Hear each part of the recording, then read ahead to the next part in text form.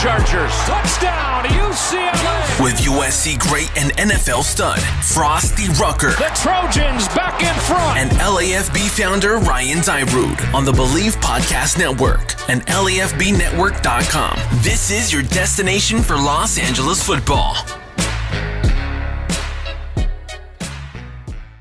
What's up, Los Angeles? Welcome into another edition of the Believe in LA Football Podcast here on the Believe Podcast Network and on LAFBnetwork.com. We got a celebrity guest appearance, Baby Mia, joined always by Frostee as well. How you doing, man? Uncle Frost is good. Playing peekaboo over here. Yeah, so we'll see how this goes. Babysitter backed out last minute, so tried to record before with her in the room, and she did not like that. So she'll be joining us, giving some insight on a weekend that was a Chargers win and a Rams loss. So we'll see how it goes. Yeah.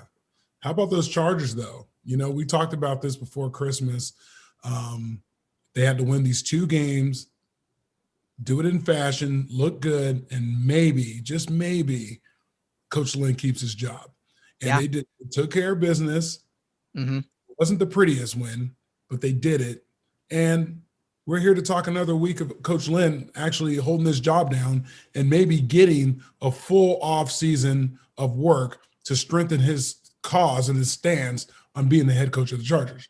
Yeah, no, absolutely. I think we talked a few weeks ago about if he goes 2 out of 3, we think he'll probably save his job, and he has a chance now to go 3-3 because their Chiefs, who they play next, are probably going to bench a lot of their starters. So we'll get into that a little more, talk more about that.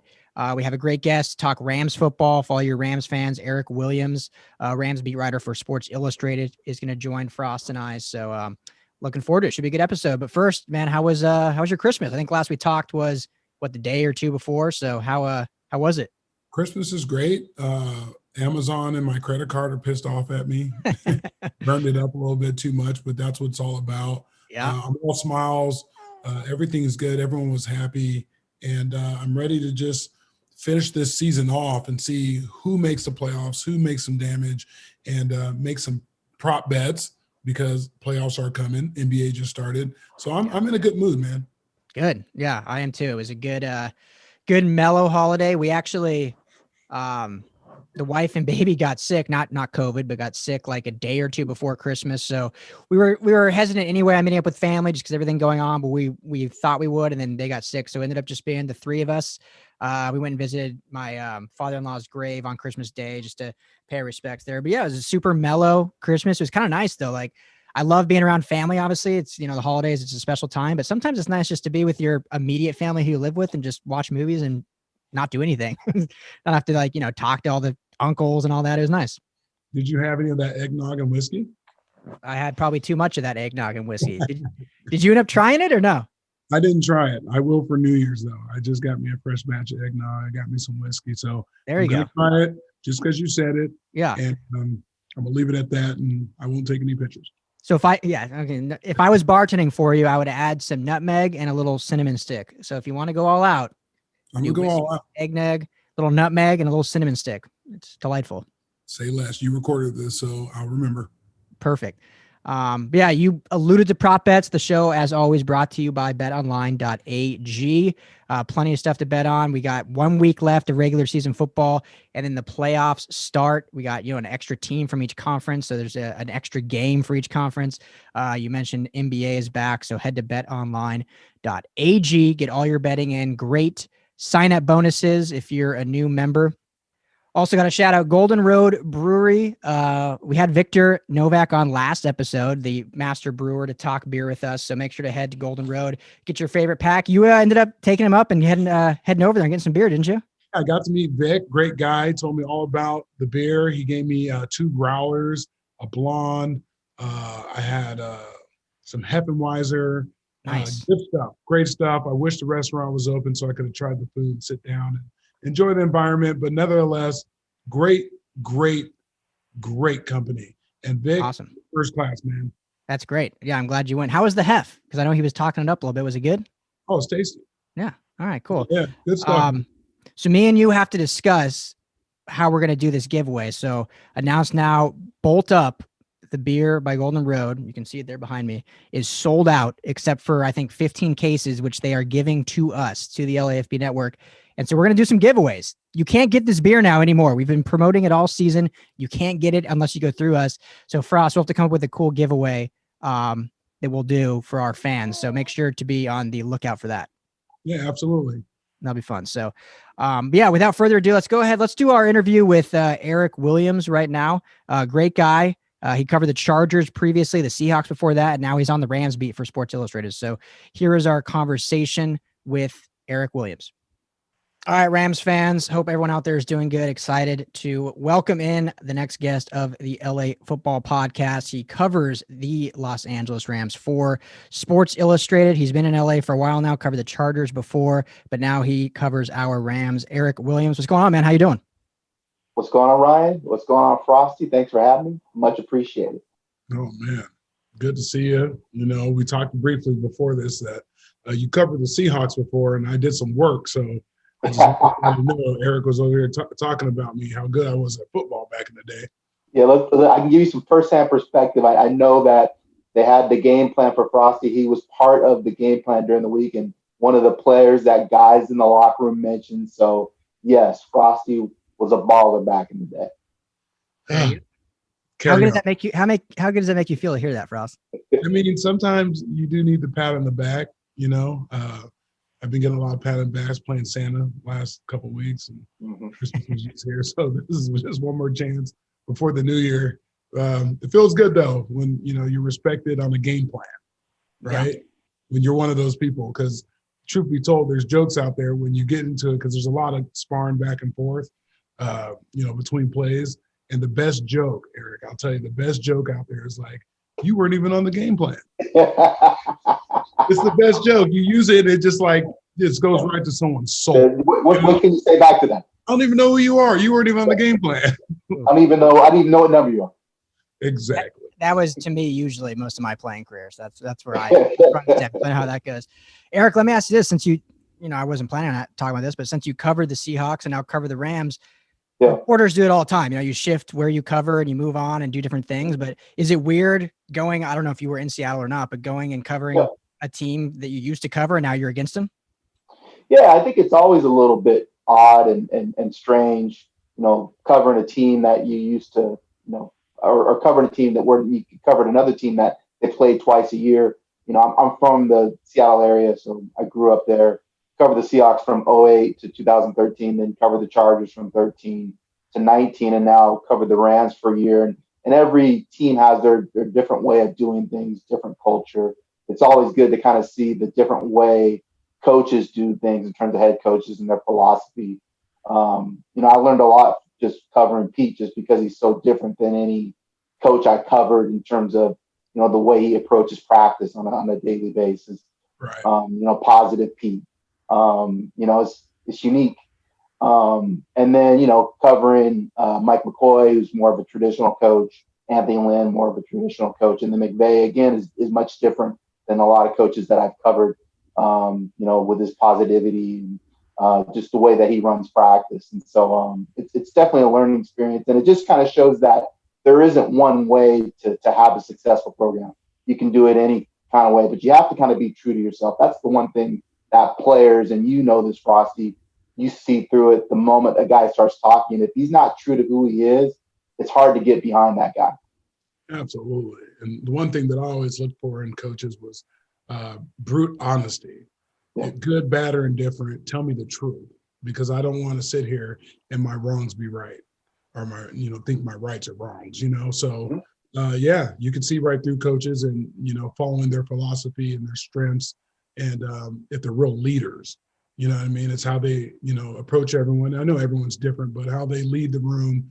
And, some like Pete, you'll run through a wall, and then there's some teams that some guys are just on the fence with it. So, yeah. Yeah, I think that's been the fresh air that McVay's brought into LA since, taking over for a Jeff Fisher, who was not like that, I would say. And so McVay's been, that's, I think, why he's been so beloved here in LA. And obviously, winning helps too, having, 4 consecutive winning seasons since he's been here. But let's talk a little about this game now. And I know the huge talk and narrative among fans and really everyone is, Jared Goff and his kind of, I guess you can call it decline this season, or I guess last season into this season with mistakes and turnovers. Let me ask you first this. There was that one play. I'm sure you know where I'm going with this. They're driving into the red zone. Goff rolls out under pressure and then just basically throws it to nobody except the Seattle receiver. What were you thinking when you saw that happen? And what did you, I don't know if you guys talked about it in the press conference afterwards, if he was asked about it, but I think the best part about it was even afterwards, or Troy Aikman in the booth was like, yeah, I don't know where he was going with that. Like, everyone was just dumbfounded. Yeah, traditionally late and over the middle is never good in the NFL because everybody's so fast and they recover so quickly. It looked like Woods spun out of his route. He was running across and then tried to go back across the middle to create some space. And for whatever reason, Jared thought that he would be able to lob it over the top. And obviously, safety's going to get to that 9 times out of 10. And that's what happened. And it looked like maybe even Woods kind of stopped and, had a second thought about coming back to the football. So they got crossed up a little bit. But those are the kind of mistakes that Goff has made, unfortunately, too often this year, where the game just kind of speeds up on him and he doesn't trust his athleticism enough just to go out there and get 7-8 yards or throw the football away. And he tries to make a Brett Favre type play, which, he's not the person to do that. So I just think sometimes he kind of gets outside of himself. I think he's a good quarterback, but he has to kind of stay in his lane. If he stays in his lane and gets the ball out quick and progresses through his reads, he can win games for you. But it's when he gets to those second read plays and kind of tries to do things that he's just not capable of doing, he makes those mistakes. I think he has 17 turnovers on the year. So at times he struggled. They owe him a lot of money. So I don't know what you do moving forward. To me, it kind of reminds me of Andy Reid and Alex Smith, where you had a quarterback that got you to a certain point and you've been successful. But if you really want to go to the Super Bowl, I don't know if he's the guy that's going to get you there year in and year out because he has limitations. And then the problem is he has a lot of those characteristics that you want in a quarterback. You got to give the guy credit. He shows up every week. He hasn't missed a game because of injury. To me, that's a huge deal. That you can game plan and know your quarterback's going to be there week in and week out. So you give him credit there. He throws a good football. He seems to have some leadership characteristics, but he's just not that, Patrick Mahomes, Rodgers, Kyler Murray, those guys that can make plays with their feet. And Frostee, this. Elite. As a defensive guy, 3rd and 5, if the quarterback can go get 7, you got nothing for that. You just don't game plan for that necessarily. That's a huge thing in the NFL. And all the quarterbacks that are coming out now, they all can do that. Joe Burrow, Justin Herbert, Tua. All those guys are just the best athletes now are playing quarterback. That wasn't necessarily the case 20 years ago. But now the best athlete on the field a lot of times is the quarterback. And so the game has just changed. Yeah. Yeah, you said it. I had a question for you. As we look at what's going on in the Rams situation now with Goff being injured, we've been covering them all season. Is it safe to say, from your honest opinion, the Rams go as McVay goes, or do the Rams go as Goff goes? Right now, the Rams go as the defense goes. The D is really carrying this team. And I saw that in training camp. That was one of the things that kind of opened my eyes is, I cover the Seahawks. So I saw Legion of Boom up close and kind of how dominant they were in practice. And so, I covered the Chargers when they're 12-4 and they had Bosa and Ingram going. And then when I went to practice and watched the Rams defense for the first week, I was like, they have some speed. They have some dudes that come out here and play. And they were really making it tough on the offense when the ones would go. And so that just kind of, my ears perked up and my eyes in watching that.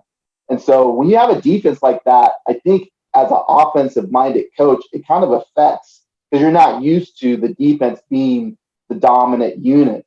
When I covered Holmgren before Pete took over, he would make his defense run certain things so the offense looked good because he wanted the offense to have confidence going into the game. And I think McVay is kind of having to figure that part out, because the defense is so good.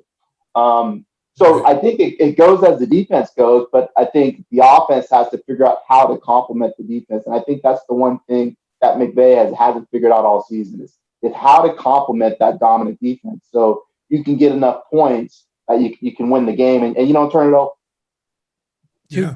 Two questions for you. First off, in your personal opinion, because now you've seen a lot of defenses, you mentioned being in Seattle and with the Chargers. What do you think Brandon Staley, we've talked about it all season. We talk, different people about it and our own opinions, but in your opinion, what do you think Brandon Staley has done to really utilize the talent they have and guys that maybe weren't wanted on other teams or didn't cut it, got cut by other teams and now they're flourishing in his system, in the schemes? What do you think he's done? And then part two, well, just answer that and then I'll ask you part two right after. I think he does a great job of identifying what players do well and doesn't worry about what players don't do well. And then he puts those guys in positions to be successful in things that they do well. I think Leonard Floyd has flourished just because he has Leonard doing things that he's good at. Leonard is great at setting the edge. I mean, he kills people on the edge.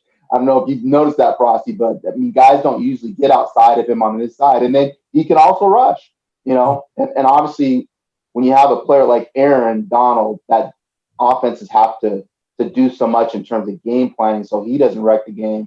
It's going to allow other guys to eat. So Floyd's going to flourish.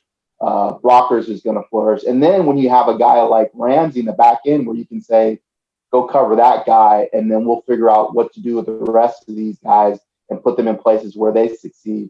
I just think it gives you some advantages that maybe other defenses don't have when you actually have two of the best players defensively in the game on your roster. Just it allows you some flexibility and some creativity in terms of taking away crossing routes in terms of defensively or playing too high looks and disguising.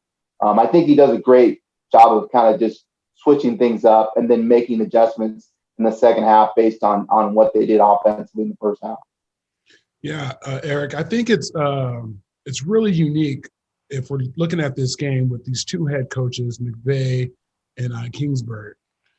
On one side of it, they're supposed to be offensive gurus, but on the other side of it, their defense has to step up and make all the plays to keep them in all these games. Sometimes I watch McVay, I watch Arizona, and there's no rhyme or reason sometimes it feels like for the play calling. It feels like they're trying to do stuff, get people off balance. There's reverses and things like this. And I watch Arizona, and sometimes I don't even understand what they're doing. They're just literally calling plays, and Crowder's making a play. How does it take a stroke of ego for these guys to set back and say, okay, I have to focus more on this defense if that's what's going to get us to this promised land? Because the whole thing about McVay and Kingsbury is that they're offensive gurus, but their defense is the strong point of their team. Yep. I think that's a great point. And I think maybe part of it is their youth. They're both young offensive coordinators. And so they have all these plays that they want to get to kind of show their genius. But I don't think they do a great job of kind of paring down what their offense does well week in and week out. So there's some consistency in how they're kind of going to build that game plan. And they know, like, we want to run these 3, 4, 5, 6 plays based on these different looks that we can get to. And then what the adjustments are on, again, those 5 or 6 plays. I thought McVay, when they played against the Patriots and the week before when they played against the Cardinals, they came out and ran 2 tight end sets and just ran the football. And I'm like, yeah, that's what you should be doing for your defense, is running the football, run play action off that, occasionally getting empty, but you don't want to live in empty because you have to make quick decisions in empty, and that's not Goff straight. I mean, we know that. Right. So run 2 tight end sets, try to get the running game going, play action, maybe, get your little jet sweeps or whatever you want to do and be successful in doing that. Really just kind of pare down what you're doing offensively. And I think with Kingsbury, same thing, especially with a young quarterback, less is more. So I would say that. And then I think I want to add with the Rams is they need more juice. like on the outside. I mean, I love Cup and Woods, but those guys aren't running away from anybody. And if you're a defense and corner, I just feel like you can kind of sit on those guys a little bit. With Cooks, you know, they never really placed that deep speed. I think Josh gives them that a little bit, but I mean, you watch the Chiefs with Tyreek and Hardeman, and they have a lot of explosive dudes, and I just don't see that on the Rams roster. Yeah, I think we're seeing a big part of that loss to Cooks that maybe a lot of people didn't think would be that big of a loss, and now we're seeing it because you know they don't have explosive plays. Their explosive plays come in short yardage and yards after catch, but they don't have any of the deep threat that stretches the defense. And the second part of my question that I was going to ask was, you kind of answered it, but again, I feel like at least me and Frostee's biggest criticism, and probably a lot of people on McVay, and it's hard to criticize him because of how good he's been, but is the fact that whether it's ego or not, how he just gets away from the run game. I think I tweeted out in the first quarter, well, here we are in the second drive. Looks like we're already abandoning the run because it was like 8 straight passes in a row. And most of the game was within 1 possession, 3 points. They were even winning for most of it. And they ended up with 19 rushes. And I feel like their bread and butter, if they can get over that 30 threshold, they're going to win a lot of games. So is that something that against Arizona, and again, McVay, after every press conference, when they lose, puts it on himself, says, I got to be better, call better plays. But then we see his time and time again in the losses. Do you think, though, against Arizona, we see them run the ball 30 times, even though most likely Henderson's even out? So I don't know what they're going to do, but is that something that you think they try to formulate somehow? Who's going to run the ball? I mean, you just said it. Akers, I think, is probably not going to be back, and Henderson's been kind of beat up all year. I think that's an issue when they go into the offseason is they need to draft like a legit 6 foot 220 running back. Mm-hmm. You know, smaller running backs are great, but we just seen it over, last 20 years. They're effective in small doses, and you really can't expect those guys to get 150, 200 carry because they're going to get beat up because they get smacked. So I feel like they need to draft a bigger back. I love Malcolm and what he brings, but Malcolm isn't as explosive as the other two guys. But to your question, I like Xavier Jones. I liked him in training camp, and I think he can go in there and get them some more. Ray, I haven't seen enough of to really say, definitively that he could add to the mix. But I think he could lean on Malcolm and Xavier, and between those two guys, be effective enough running the football that it would create balance. Yeah, it's just what a week for this to happen with the playoffs on the verge of both these teams. Both quarterbacks hurt, running backs hurt. You got to put points up. Defense on Arizona has been depleted. The Rams defense is not. They're almost full strength. This could be an interesting game for a playoff pitcher, as I've seen in a lot of years. I like John Wolford. I'm interested to see if he gets a chance to play, if he's going to be able to make some plays because, again, training camp, and I know he hasn't played an NFL regular season snap, but he was handling his business. He was a problem for the Rams defensively because of those movement skills, and he was accurate enough. Again, Drew Brees was kind of his guy growing up, and Russell Wilson, shorter quarterbacks that could move a little bit and that were accurate. And yeah, he was kind of a poor man's Russell Wilson again. Hasn't played a whole lot. I don't know how he's going to respond if he has to get out there on Sunday, but I did like what I saw in the 2 scrimmages and in training camp from Wolford, and I'm interested to watch him play. Yeah, it'll be fun to watch and see if you can bring a dynamic side or something different. Or I know a lot of people are pumped to watch him. But let me end with this from me, Eric. Last question from me. On Twitter, and Twitter is always fun. It's more of just fun to kind of read through. We have all the couch GMs out there saying, trade Goff for this person or cut him for this or have him just restructure his contract. Obviously, none of that can actually happen. We're in the real world. He's not really going anywhere. But do you think, is there any scenario where he is not in a Rams uniform or is not the starter for the Rams next season? No, too much money on the table. You have to figure out how to fix that. They committed to him. I think what you can do is kind of what Philadelphia did with Wentz is draft a guy in the 3rd round and see if you can add some competition, see if that kind of motivates him a little bit. And you can get guys obviously in that area of the draft. Russell was a 3rd round pick. Dak Prescott was a 4th round pick. Kirk Cousins, although he's struggling now, was a mid-round pick. So you can find quarterbacks that you can put in there that will add competition. So I think that would be my approach he's still the guy, still continue to coach. He's young. He's 25 years old. Quarterbacks play a long time in the league. So I would be my approach. Yeah. I mean, his new contract, I think, starts next year. He hasn't even kicked in yet. So they got 4 years, 110 million guaranteed. I don't think he's going anywhere, but I always just think that's fun. I threw out just for fun. I'm like, Wentz for Goff straight up. Who says no? Like, they have the same contract, same number of years, same struggles, maybe a fresh start benefits them both. But I don't think anything is changing with that. So Frost, anything else you got? No, that's a good conversation. It's going to be an interesting game. Eric, thanks for coming on and shedding some light to your Rams. I'll say it's his Rams because he's more in depth he's there than we are. But no, it's going to be an interesting game the way this thing shakes down. I think both coaches are really going to have to earn their money this week because whatever game plan they put together, it's do or die. So I'm excited for this game to see these two defenses slug it out. And hopefully whoever these backup quarterbacks are, one prevails and can make some money at the end of it. Yeah, I think it's going to be an interesting game to watch. I'm looking forward to it. I covered a game similar to this where Charlie Whitehurst actually started for the Seahawks against the Rams in Week 17. That was the year they went 7-9 and got in. Mm-hmm. And Whitehurst won the game like 17-7. It was an ugly game. I think he completed like 11 passes, but they ended up winning it. And so I expect something similar.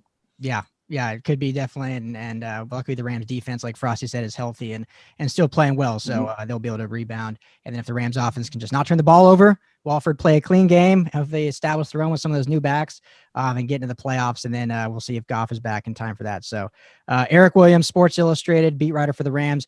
Great seeing you again. Really appreciate the insight. And thanks for taking some time out of your busy night to jump on and chat with us. Sure. No problem. Thanks for having me, guys. I appreciate it. Thanks, Eric. All right. Great guy. A lot of fun talking to him. It's good having him on. Good insight. He's been around the league for a long time. It's always cool for us when we have these people on and they're like, oh, yeah, I remember covering you or covering a team that played against you. I think that's super cool. He had great perspective, and I sit back and I think about what he was just talking about, being able to cover teams in the same division and, how awkward that is because you built relationships with them on the side and who you root for and whatnot. But he's very knowledgeable, great guy. Thanks for blessing us with the opportunity to talk to him too, Ryan. Thanks. Yeah, no, absolutely. So fun talking to him. And I just want to get your opinion real quick because I brought it up to him briefly that I did on Twitter, and it was one of these tweets that got tons of interaction, which is always fun. Goff for Wentz. So the only reason why I said this, and I do not believe this can actually happen. I mean, there's especially now that I know you love Jalen Hurts and the Eagles are now starting him and he's playing pretty well. So I think they're pretty set with Jalen Hurts and they'll probably try to trade Wentz just to shed his contract, but they wouldn't do. But anyway, let's just play in a hypothetical world.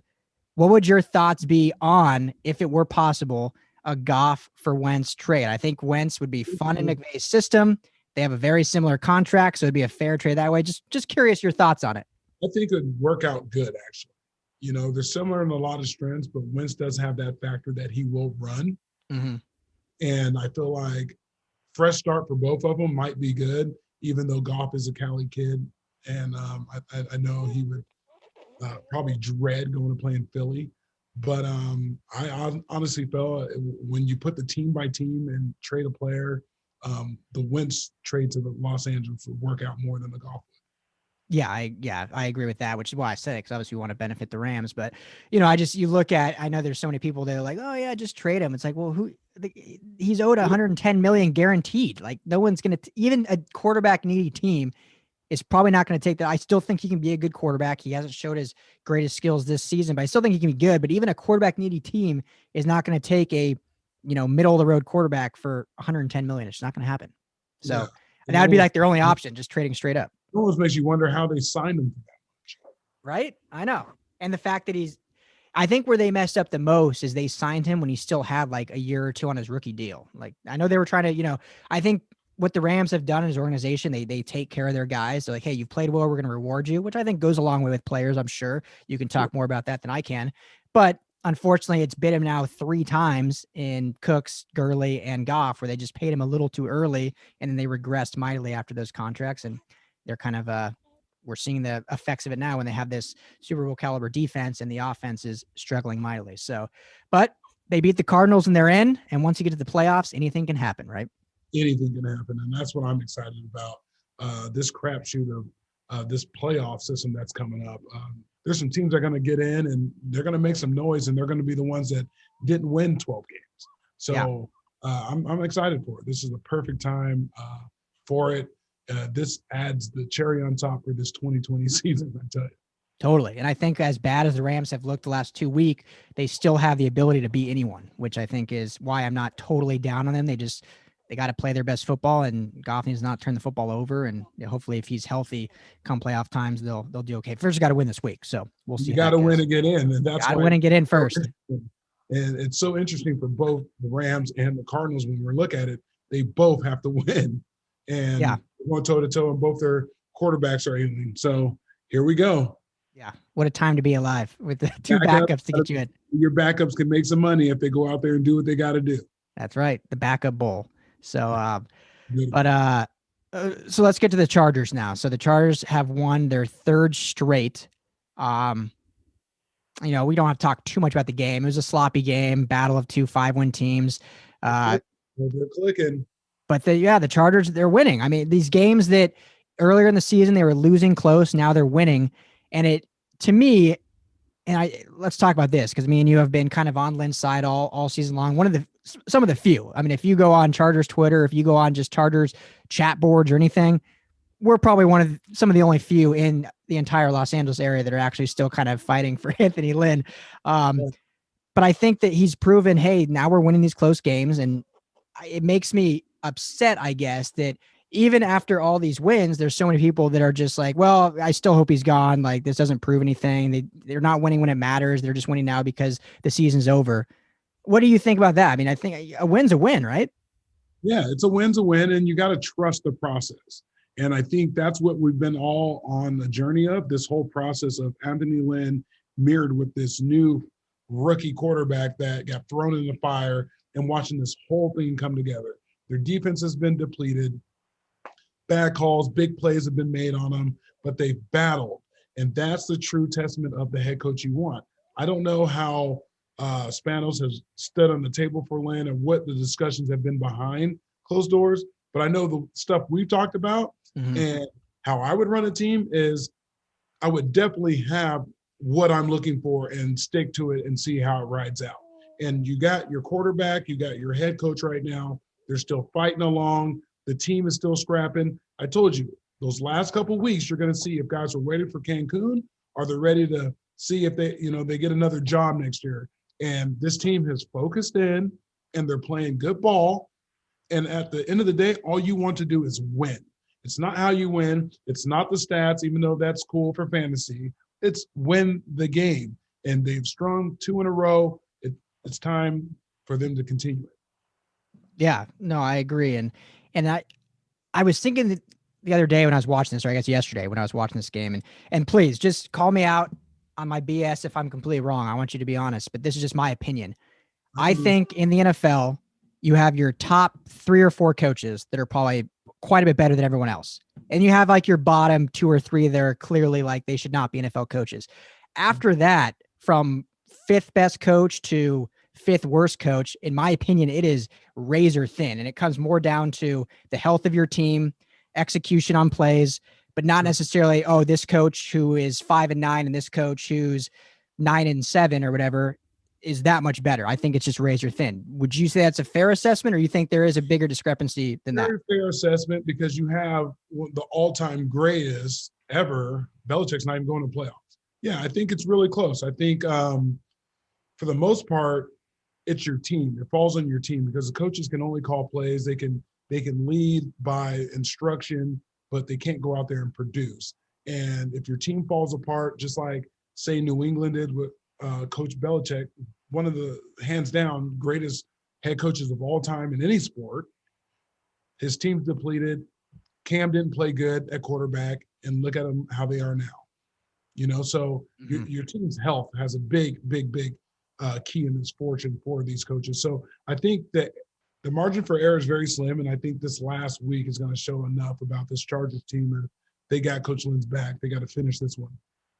Yeah, and I said all year, like, I hate using this as an excuse, but I'm gonna stand on the table now, and I don't think it is an excuse. I think it's true. And when you look at teams that have unhealthy rosters or injuries, you're not going to be one of the better teams in the league. I know everyone wants to say next man up, all this stuff, but you look at the 16 playoff teams, and what do they all have in common? They've all been pretty damn healthy all season long. I don't think a single team in the playoffs right now has been missing a top tier player for more than a week or two. They've all been very healthy, all this stuff. And you look at the bottom teams, for the most part, a lot of people just want to blame coaching, but for the most part, all of them have something in common, and it's that they've had a lot of injuries for most of the year. I mean, you look at the Broncos, the Chargers, some of these other bad teams, aside from maybe the Jets and the Jaguars, where they're like, okay, they could be good if they were actually fully healthy. So I think too much gets put on the head coach, and obviously they are the scapegoat. They are the reason. They are the person that is hired to make the team good, but I just think too much gets into that. And in my opinion, unless you believe there's a slam dunk candidate that's going to come in tomorrow and make your team a playoff team, I don't know if you want to mess up what you have going on with Herbert, with the continuity going on there. But I don't know. We'll see. I guess that's Spanos' decision to made. Yeah, it's just the nature of this game, man. You know what I mean? Mm-hmm. Like Spanos has to make decisions based off public opinion, but hopefully it's just about internal and how they feel about it. And if he's looking at it the way I am, I stick with Lynn. I give him this next year again, and it's always like that. He can be on the hot seat, so to say, but he's going to be at helm of this team going into an off season that they can fully prepare for this. Because remember, we're really dissecting teams based off this COVID offseason protocol. Some teams have lived up to the hype, and we're not giving credit to the teams that haven't, because, you need the time. So kudos to the teams that have stuck together. Health has played a good key in this, how they've done their COVID protocols, all this stuff, and they've done good. But I'm not so on the opposite side of the teams that are losing, because I do know what has happened in the course of trying to get prepared for a season. Yeah. And you look at also the playoff teams right now, aside from health, almost, I'm trying to think off the top of my head of all of them right now, but pretty much I think all of them have, other than maybe Miami, have had the continuity of, the same coach, the same coaching staff, the same general players, whether it be at the quarterback position. They've all had that continuity, and a lot of the players. And so when you have an offseason like this, that was so important. Whereas now, hopefully going into next year, you'll have a true offseason where all these guys can get reps, get practice, get on the same page, and then we'll see, hopefully get healthy and see different things. So I don't know what's going to happen. I do think because Lynn has 1 year left on his contract, because he's gone 3 in a row, and if they beat the Chiefs, that'll be 4 in a row. I think that they will keep him around for 1 more year. I know Chiefs fans don't want to, or Chargers fans don't want to hear that. But you run it back this last season. If if they miss the play, I think it's playoffs or bust. It's not a 8-8, 9-7 season. It's you make the playoffs or you're out. And then from there, maybe go from there and get a different coach. But I think they run it back 1 more year. Yeah, you got to run it back. Get a new draft, get some free agents, build around your new quarterback, make sure the offensive line is completely intact, figure out your center position. There's a couple things. There's guys that have been injured, older guys. You like them. They're Pro Bowl type of players, but do you move on? Do you stay? There's a lot that's going to go into this, but I'm here for it. I'm here to see how this process works out. Yeah. So another win for them. We'll see what happens heading into the finale with Kansas City. They should win, considering Kansas City will be resting players. But if not, then that makes it even more interesting about how Lynn stays. And Chargers get Derwin James back next year too. Yeah, so we'll see what happens with that. But I think that'll do it for this recap episode. Did want to say about UCLA and USC. I know UCLA, Demetric Felton announced that he will be heading the draft. I mean, not really announced. He was a senior, so kind of foregone. But for the Trojans, Elijah Vera Tucker, the great tackle, will also be entering the draft. I think he could be a first-round pick at that offensive line position. Could even be a pick of the Los Angeles Chargers, who desperately need another tackle, and he could be a great fit for them. So kudos to them. Great seasons of Vera Tucker. That was awesome that he opted out, then opted back in to battle with his guys and had a good year. And I think honestly, he helped his draft stock more by coming back and probably earned some more dollars by doing that. Yeah. And good luck to those guys. We will have Felton on this Thursday.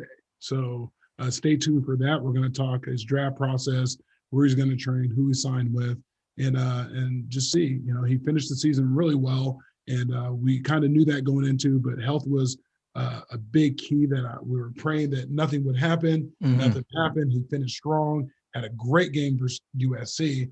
And I think he made himself some money. Yep. No, absolutely. I think that too. He had a great senior season. So good get on that, Frost. That'll be a lot of fun having him on later in the week. So make sure to stay tuned for that. Not just Bruins fans, but just LA football fans. Great kid, great player. And, now we can see his draft process and where he ends up, and we can maybe talk some good fits for him. So looking forward to that. Thank you to Eric Williams for joining us tonight. We have another guest lined up also for next week that we'll tease. And then also make sure to stay tuned for this Golden Road Bolt Up giveaway, which we'll announce on social media. All of those at LAFB Network. Frosty, where can everyone find you personally? You can find me at The Organic Frost, and please email me at frosteepodcast@yahoo.com. Let's talk about it. Off season is going to be coming up. Playoffs are coming up. We want you guys to come on here, talk to us about it, win some beer. We'll talk about some bets on betonline.ag. Let's get to it. So email me, write to me on Instagram, tweet me. Let's get it. Yeah, absolutely. You can find me at Ryan Dyrud, LAFB. Like I said, the main account, LAFB Network. Make sure to subscribe wherever you listen to the podcast. We are everywhere you listen: Apple Podcasts, Spotify, Stitcher, Google Play, all the good stuff. Also, video platform on YouTube, Facebook, and Instagram, all at LAFB Network. Thanks to our guest speaker, Mia Ray, who stopped in. She's just destroying my desk right now and everything. There's a mess around me, but I think she was relatively good. I think she did okay. She's made for this, man. Yeah. First time, long time. So yeah, exactly. So, but Frost, thank you as always. Appreciate you. Thank you everyone for tuning in, and enjoy your week. We'll talk to you all in a few days. Happy New Year.